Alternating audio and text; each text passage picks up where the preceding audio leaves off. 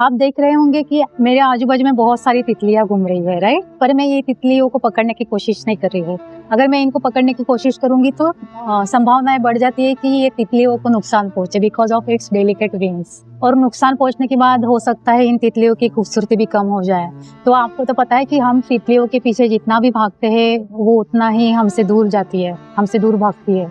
देखो मैं स्थिर खड़ी हूँ, तो आप जितना ही स्थिर खड़े रहेंगे उतने ही तितलियां आपके शोल्डर पे आके बैठेंगे। तो यही केतु है। देखो यहाँ पे आप अपनी एग्रेसिव एनर्जी बाहर की दुनिया में यूज नहीं कर रहे हो, तितली को पकड़ने के लिए यूज नहीं कर रहे हो। यहाँ पे आप क्या कर रहे हो, यहाँ पे आपको इच्छा हो रही है कि मैं तितली को पकड़ूं, पर आप अपनी चाहत को कंट्रोल कर रहे हो, राइट। आपको शांति ढूंढनी पड़ेगी, तभी आप यहाँ पे स्थिर खड़े रह सकते हैं। तो यहाँ पर आप क्या कर रहे हो, डिटैचमेंट, मन की शांति ढूंढना, स्पिरिचुअल मैच्योरिटी और सरेंडर।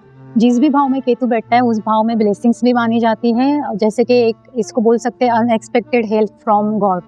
ठीक वैसे ही जैसे बटरफ्लाई को लकी माना जाता है।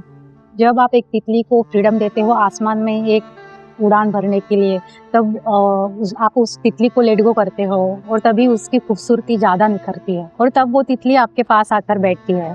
तो यहाँ पर हमने क्या दिया, हमने फ्रीडम दिया तितली को आसमान में उड़ने के लिए, ठीक है। तो केतु भी वैसे ही है, जहाँ जिस भी भाव में आपका केतु बैठा है उस भाव में आपको देना है। केतु का मतलब ऐसा नहीं है कि आपको वो छोड़ ही देना है, आपको वहां पर देना है। यहाँ पर क्या आया, आपका इंटेंशन अच्छा था, मतलब आपका इंटेंशन इन तितलियों को नुकसान पहुंचाने का नहीं था। तो केतु के लिए अपना इंटेंशन हमेशा अच्छा रखिए।